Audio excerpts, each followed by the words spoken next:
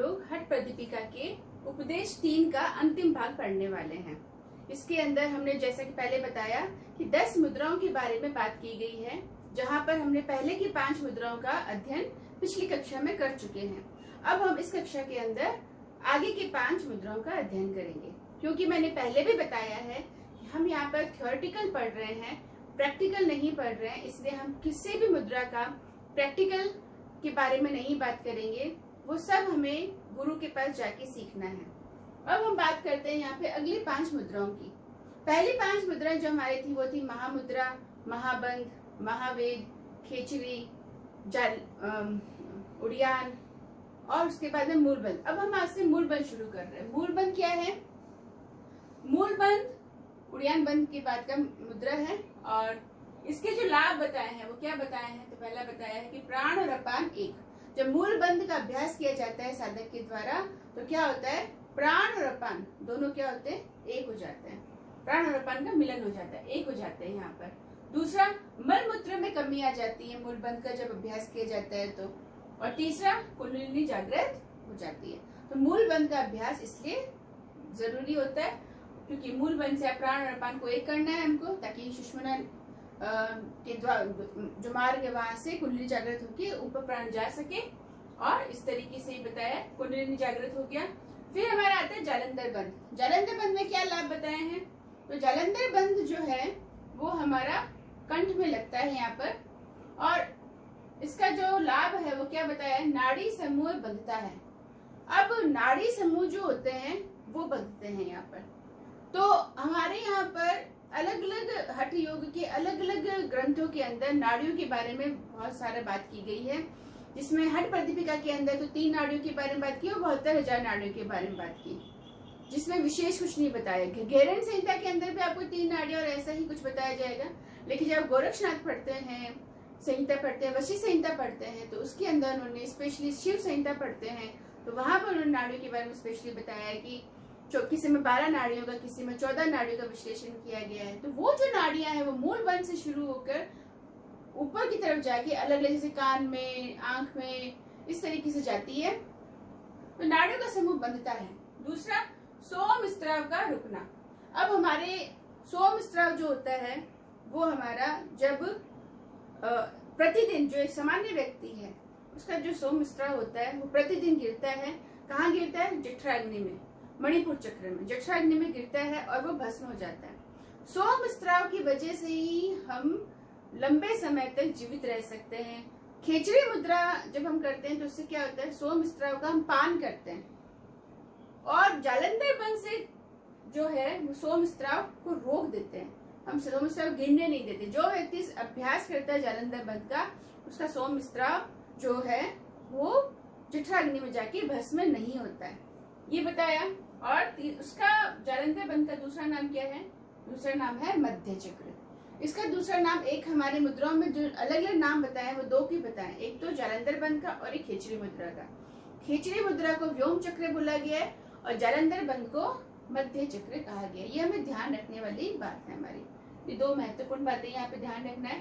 सोम स्त्राव का जो रोकना होता है वो जालंधर बंध से ही रुकता है। सोम स्त्राव का पान हम खेचरी मुद्रा से करते हैं। और इम्पोर्टेंट 2 बातें हो गई। विपरीत करनी मुद्रा पे अब हम आते हैं। विपरीत करनी मुद्रा में क्या करते हैं? 6 माह तक आपको जब विपरीत करनी मुद्रा का अभ्यास हो जाता है तब आपके झुर्रियां, बुढ़ापा, ये सब क्या होता है? दूर हो जाता है, खत्म हो जाता है और जो व्यक्ति होता है वो जवान हो जाता है। और ये कितना करना चाहिए? तो बोलते हैं प्रतिदिन 1 याम यानी 3 घंटे, प्रतिदिन 3 घंटे। तो इसमें ये भी बताया गया है कि आपको पहले दिन से 3 घंटे नहीं करना है। आपको पहले दिन तो 1 क्षण किया, फिर दूसरे दिन और बढ़ाया, तीसरे दिन और बढ़ाया, ऐसे करते करते 6 माह में आपको सिद्धि हो जाती है और आप 3 घंटे तक कर सकते हैं लगातार, तो आपकी सिद्धि हो जाती है। तो तब आपकी ये अवस्थाएं प्राप्त होती है। फिर है वज्रोली। वज्रोली में 2 भाग है इसके, एक सहजोली और एक है अमरोली। क्या है? एक है आपकी सहजोली और एक है अमरोली। पहले हम वज्रोली के लाभ पढ़ लेते हैं। वज्रोली के लाभ बताया कि सबसे इंपॉर्टेंट काल भय वज्रोली से नहीं होता। एक काल भय यहाँ बताया और एक काल भय हमको कहाँ बताया था? महाबंध में हमारा काल भय नहीं होता। इन 2 जगहों पे बताया गया। फिर हमें देह सिद्धि हो जाती है। यहाँ पे देह सिद्धि का अर्थ क्या होता है? तो देह सिद्धि का अर्थ होता है जितने पंच महाभूत होते हैं ना, जैसे हमारे जो पंच महाभूत होते हैं उन पे विजय प्राप्त हो जाती है, उसको बोलते हैं देह सिद्धि। ठीक है, अब हम बात करते हैं सहजोली की। सहजोली में क्या बताया है? तो सहजोली में बताया है कि सहजोली मुद्रा उसी की सिद्ध होती है वज्रोली के अंदर। जब वज्रोली सिद्ध हो जाती है तो सहजोली और अमरोली, इसके दो भाग हैं। जो सहजोली में पुण्यवान, धीर, तत्वदर्शी और जिसके अंदर द्वेष नहीं है, ईर्ष्या नहीं है, ऐसे शांत स्वभाव को जो साधक होती है उसकी ही सहजोली क्या होती है? सिद्ध होती है, वरना सहजोली सिद्ध नहीं होती है। अमरोली, अमरोली के लिए बोला है दिव्य दृष्टि प्रदान होती है, दिव्य दृष्टि इससे प्रदान होती है। और दूसरा क्या बताया? भूत और भविष्य का ज्ञाता हो जाता है, यानी साधक जो है भूत में क्या हुआ और भविष्य में क्या होने वाला है इसका ज्ञाता हो जाता है। दिव्य दृष्टि यहाँ पे प्रदान हो जाती है। ये दो चीजें यहाँ पे अमरोली से मिलती है। अब हम बात करते हैं शक्ति चालन, जो अंतिम हमारी मुद्रा है। शक्ति चालन के अलग अलग नाम बताए हैं, जैसे कि हमने सुषुम्ना के 7 नाम पढ़े थे, सुषुम्ना के 7 नाम थे और 6 सुषुम्ना को छोड़ के 6 और हमने नाम पढ़े थे। वैसे ही शक्ति चालन के अलग अलग नाम भी बताए गए कि हम शक्ति चालन को ये भी कह सकते हैं क्या?